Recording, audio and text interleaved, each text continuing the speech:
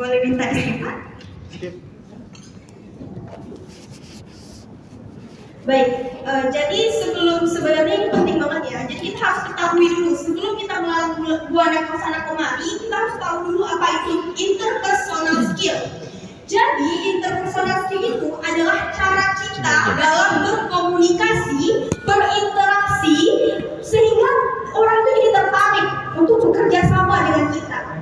Nah, jadi dengan adanya interpersonal skill ini, kerjasama kita tuh bakal jadi lebih menarik, sehingga lebih efisien dan juga efektif. Nah, fokus kami ini adalah dengan generasi Z atau Gen Z, yaitu yang lahir pada sebenarnya ini 1997 ya. Kalau 1990 ini itu udah milenial. 1997 hingga awal 2010 itu yang disebut dengan generasi Z, yang mana generasi Z ini udah masuk ke dunia pekerjaan, dan generasi Z ini dia punya karakteristik yang sedikit lebih berbeda lah dibandingkan generasi-generasi sebelumnya. Generasi-generasi boomer lah, Gen X lah, Gen Y atau sering kita sebut dengan nama milenial.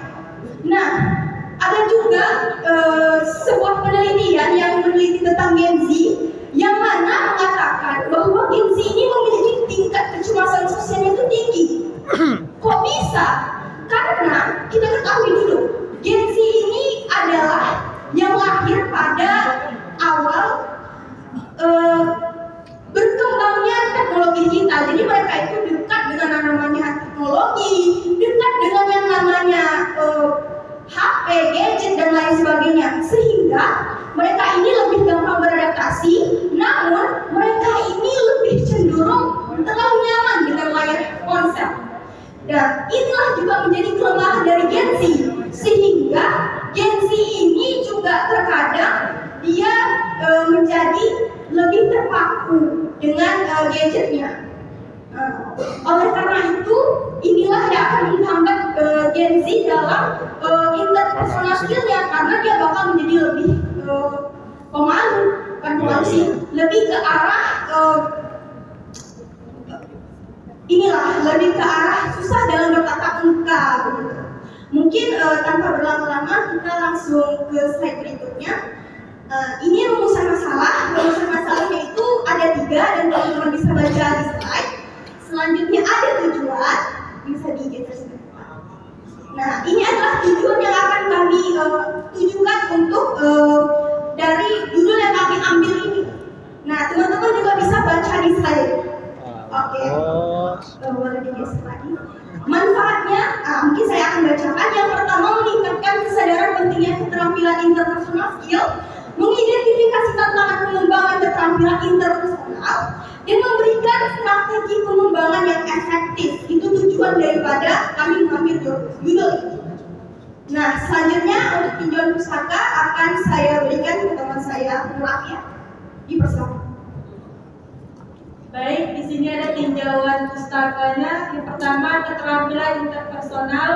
Yang kedua, soft skill dalam dunia kerja. Yang ketiga, kondisi soft skill pada generasi Z.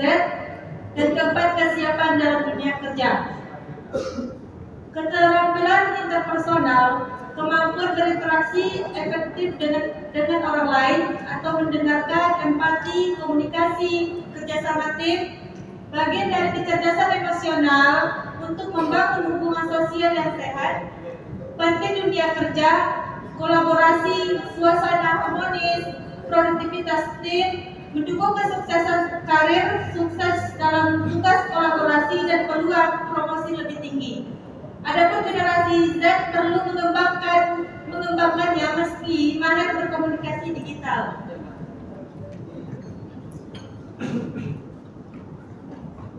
Baik, selanjutnya yaitu soft skill dalam dunia kerja.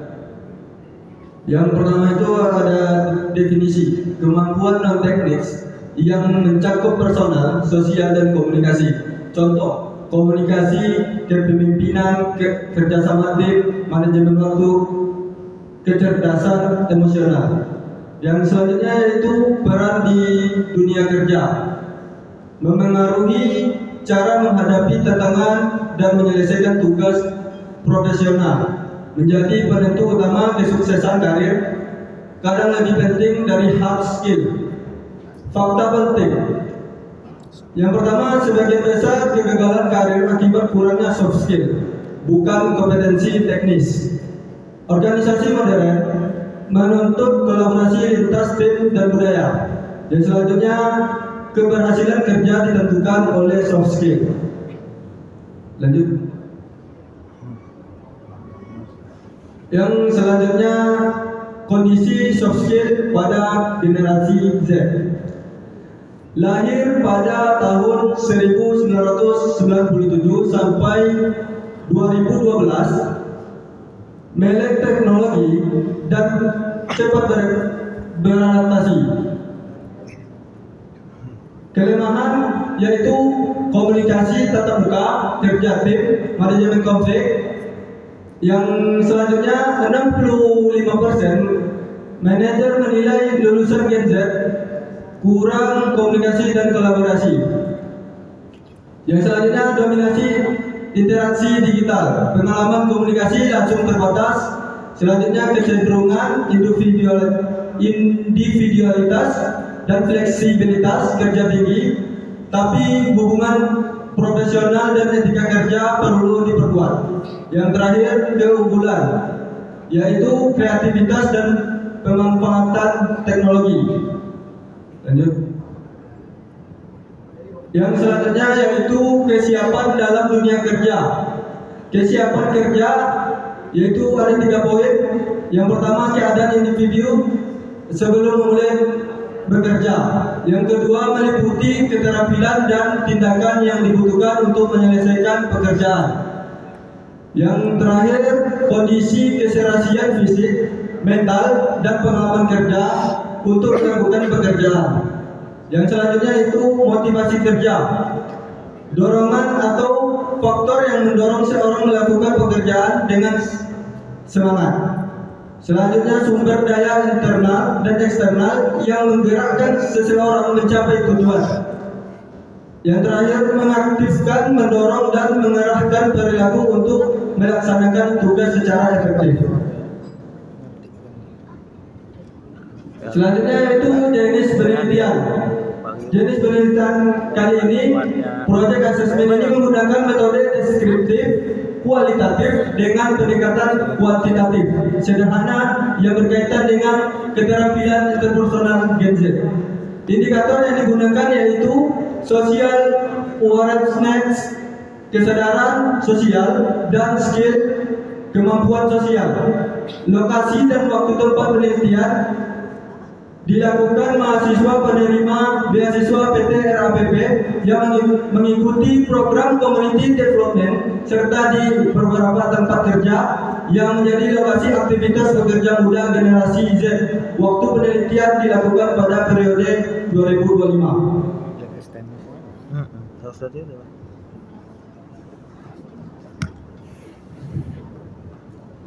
Sebelumnya kawan-kawan boleh minta waktu sebentar. Mohon angkat tangan kirinya. Boleh angkat tangan kirinya. Sama-sama kita yakini tangan kiri bukanlah tangan yang kotor, melainkan tangan kiri adalah tangan yang membersihkan hal yang kotor. Hidup mahasiswa. Hidup mahasiswa. Hidup mahasiswa. Hidup mahasiswa. Hidup mahasiswa. Terima kasih. Baik, selanjutnya itu ada populasi dan siapa? Apa populasi yang dalam penelitian kami? Populasinya adalah seluruh mahasiswa penerima beasiswa PT RAPP dan pekerja muda generasi Z atau Gen Z. Dan apa populasi tersebut? Sampel ditentukan menggunakan proporsi sampling dengan kriteria. Apa kriterianya? Yang pertama, mahasiswa aktif penerima beasiswa RAPP. Yang kedua, pekerja muda Gen Z. Rentang usianya itu 25 tahun ke bawah. Yang telah memiliki pengalaman kerja minimal 1 tahun. Yang ketiga, bersedia mengisi kuesioner atau menjadi narasumber wawancara.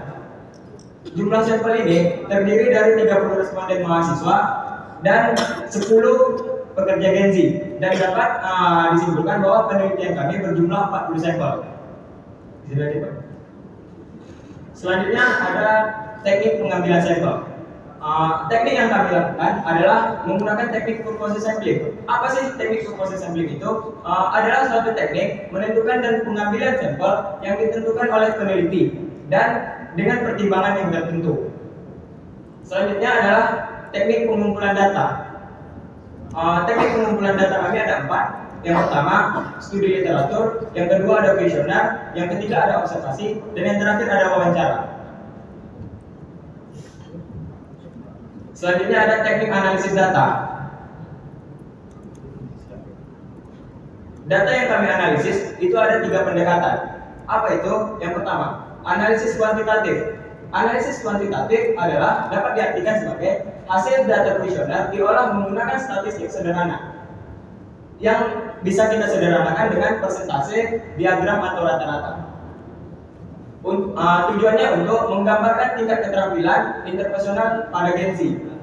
Yang kedua, analisis kuantitatif deskriptif. Apa itu? Mari kita baca. Hasil observasi dan wawancara dianalisis dengan teknik reduksi data, penyajian data, dan penarikan kesimpulan. Dan yang ketiga ada analisis akar masalah. Analisis akar masalah dilakukan menggunakan metode 5W. Kawan-kawan ada yang tahu arti dari 5W?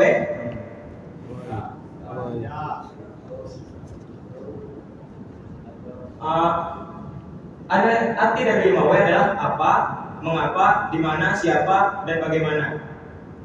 Dan pertimbangan lingkungan untuk mengidentifikasi penyebab utama kurangnya keterampilan interpersonal pada Gen Z. Metode 5W adalah teknik analisis akar masalah yang penyebab yang sederhana namun efektif. Jadi 5W ini sangat efektif untuk menyelesaikan masalah. Dengan mengajukan pertanyaan mengapa secara berulang hingga akar penyebab masalah teridentifikasi. Ini aja, Pak. Hasil observasi identifikasi masalah. Dengan presentasi kami tentu ada hasil dari observasi kami.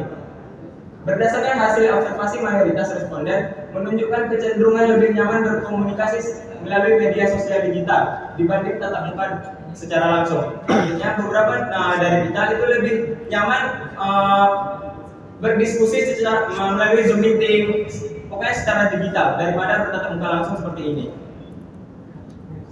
Kondisi ini membuat mereka kurang percaya diri ketika harus berbicara di depan umum atau berinteraksi dengan orang baru. Selain itu, dalam kegiatan diskusi maupun kerja kelompok masih terlihat adanya hambatan berupa rendahnya partisipasi aktif sebagai anggota. Jadi beberapa dari kita hanya ikut datang tapi tidak berpartisipasi aktif, jadi kelompok pasif gitu. Mohon perhatian, waktunya 2 menit lagi.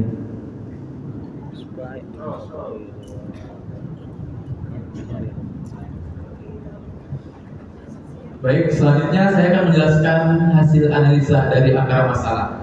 Berdasarkan menggunakan metode 5W tadi, di sini menunjukkan bahwa lemahnya keterampilan interpersonal itu disebabkan oleh beberapa faktor utama.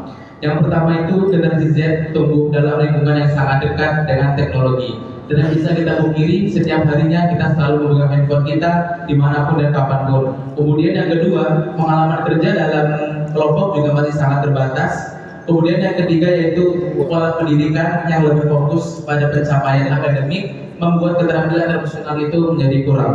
Karena kita selama kuliah pasti ingin IPK-nya yang tinggi, padahal harusnya interpersonal itu penting, yaitu soft skill tadi. Kemudian selanjutnya kemudian solusi yang akan diusulkan berdasarkan masalah analisis. Beberapa solusi ini dapat diusulkan untuk meningkatkan keterampilan langsung untuk generasi Z. Yang pertama itu kita perlu menyediakan lebih banyak pelatihan komunikasi secara langsung, misalnya dengan membuat kegiatan presentasi, debat, dan juga role play. Tujuannya supaya mahasiswa ini terbiasa untuk menyampaikan ide dan gagasannya di depan umum. Yang kedua, mahasiswa perlu sering dilibatkan dalam kegiatan kolaboratif yang terstruktur seperti proyek kelompok, organisasi kemahasiswaan, atau lomba berbasis tim. Kemudian pendekatan monitoring juga sangat diperlukan dengan melalui dosen maupun senior. Kita bisa memberikan bimbingan serta umpan balik untuk bisa membuat kita itu soft skill-nya itu meningkat, tahu apa yang perlu diperbaiki dalam cara mereka berkomunikasi. Kemudian institusi pendidikan bisa mengadakan workshop soft skill secara berkala, misalnya mengenai public speaking, kepemimpinan, ataupun kecerdasan emosional. Baik, saya melanjutkan dari yang sudah tadi. Yang selanjutnya adalah action plan. Yakni yang pertama ada 3 action plan yang dapat dilakukan, yakni jangka pendek, jangka menengah, dan jangka panjang. Yang pertama adalah jangka pendek, yaitu 1 sampai 6 bulan.